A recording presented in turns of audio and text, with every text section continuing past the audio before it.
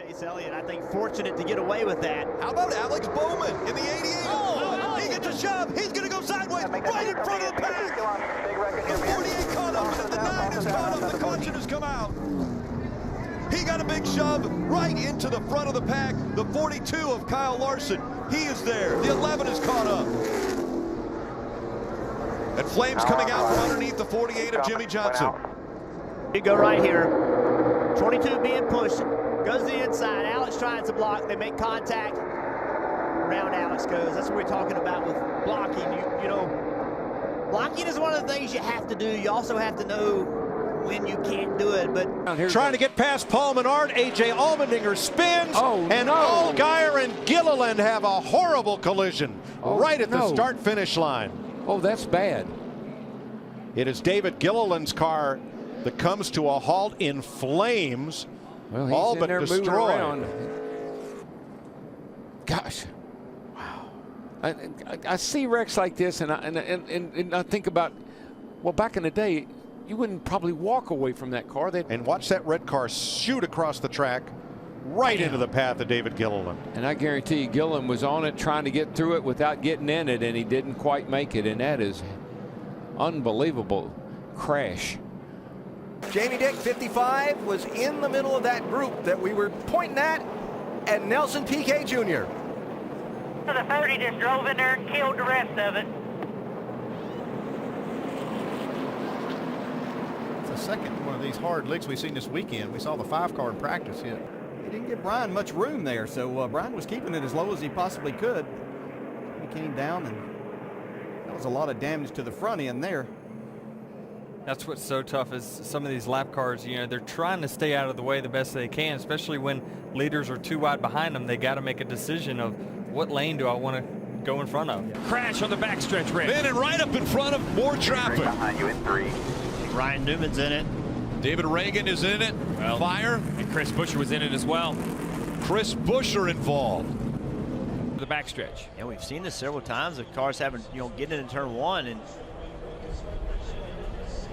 the 14 just kept coming down on the 31 on the back straightaway. Wasn't happy maybe with what went on in turn 1, and big impact by the 23, and you see right there Chris Buescher kind of bounces between them. Yeah. Luckily gets through, but that was a really big impact for the 23 of David Edwards, the 19 coming up the racetrack.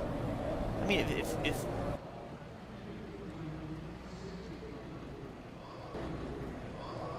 felt like that the 14 came down on the 31 getting into turn 1, so the 23 really into the back of the 31 hard. Turn 3. It's Rick Crawford right there. Golly. And a couple more front end off of that number 14. A couple more trucks on the back. Tina Gordon. That's a bad crash. 13. 2. You'll see Tina Gordon get sideways exiting the corner. Does a nice job of not spinning out, but just can't ever control the truck, Phil. Never can catch up to it. Now she's got the brakes locked up to try to stop that truck, but she stops in the middle of the racetrack. There comes Rick Crawford right behind Dennis Setzer on the 46 truck. Could not see her, never saw her. Clipped her, turned her in front of Hank Parker Jr., who made severe contact. And then Hank just took a terrible shot head on right into the left front corner of Tina's truck. You can see it there. Oh. Whoa, and you could hear it too. See, Rick couldn't see. Rick was right behind another truck. He peeked out behind the other truck to see what was going on. Boom, there's that Tina.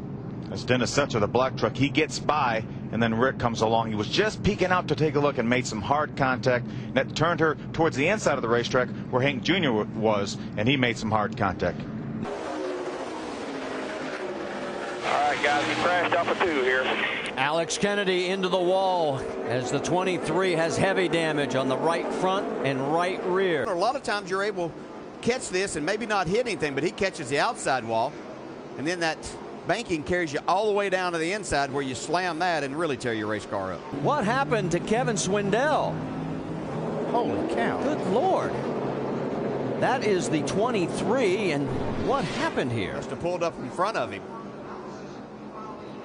Oh, wow. Man. Oh. What a bad break. Trying to go back up the track to just try and get back down to the pits and everything. See if we can maybe salvage the car as it was, and it wouldn't turn. And He do. He drove straight across the damn racetrack. Oh, trouble. Big. Casey Kane gets turned around. Greg Pickle involved. Martin is there. caution has come out. They're going to let him race back as Gordon piles in, and now the caution. 6. You knew that was going to be big when you saw the 9 coming back across the race. Casey, and I'm going to put a big block on him, and that's what it was. He put and man, once you get that grass, you're done. Yeah. Wow, that was a hit, man. Wow.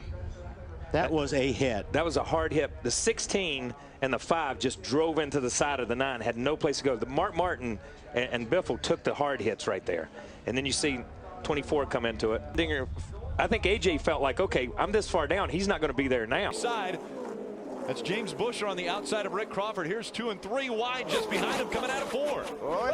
Taylor Mawson was completely sideways and spinning through the grass. And back out onto the racetrack in front of a few trucks. Skinner gets clobbered. Skinner gets hit hard down into turn 1. On his side is Mike Skinner, back on the wheels now.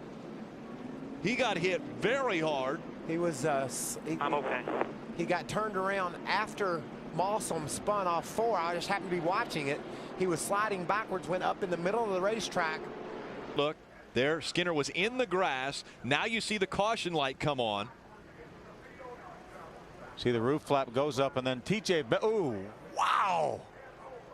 He had no idea. TJ Bell had no idea that 5 was coming up the racetrack. No, he couldn't. He couldn't. Even if he had it, there wasn't anywhere he could have went. Nothing he could have done. This is real time. The 5 truck on the inside. Skinner gets sideways. Just jumps around with him. You can see he's got his wheels cut to the right, trying to save it from it spinning, and he never got them turned back to the left. And when it got straightened up, you know, it did. Great restart here as Ryan C gets off to a good start, and now they're 4 wide going into 1. That's it. Oh, and around goes the 7, hard into the outside wall. Buddy, hang on, hang on. On the apron, the 21 of Anthony Alfredo was into the wall hard. He's upside down, sliding through 1 and 2. His tires trying to get track position, and Allgaier was just on the apron, entered the corner on the apron, and ended up getting up into the side of the 21. Yeah, he ran out of, I mean, at some point, you have to make the corner. Wallace in the 66, and David Stremme and another car owned by Rusty. Oh, we got a spin. It's a tap for Wallace. Right behind you. Oh, the big one in turn 1, heavy contact. Cars in the wall. Stephen Wallace heavily damaged. There comes Kyle Krisiloff down. David Rudiman involved. Oh, heavy damage on Stephen Wallace's Chevy. He was having such a great run. And Kyle Busch has damage on the right front of his Toyota. See the intensity level coming up on these guys. We saw Mike Wallace look like he was going below David Rudiman right here, but they ran up on a slower car. Wow. Right. Man. That's Kevin LePage's 61 that Carl Edwards went up across the back of. And then it all broke loose behind him. Car slipping and sliding. Kelly Byers involved. Brad Keselowski, watch again. Oh, you see what happened here. This 61 was not up to speed, and it's almost like you know, these guys moved over and didn't see him. Had no idea that he was coming out. You know, they did. I'm sure that the spotters up there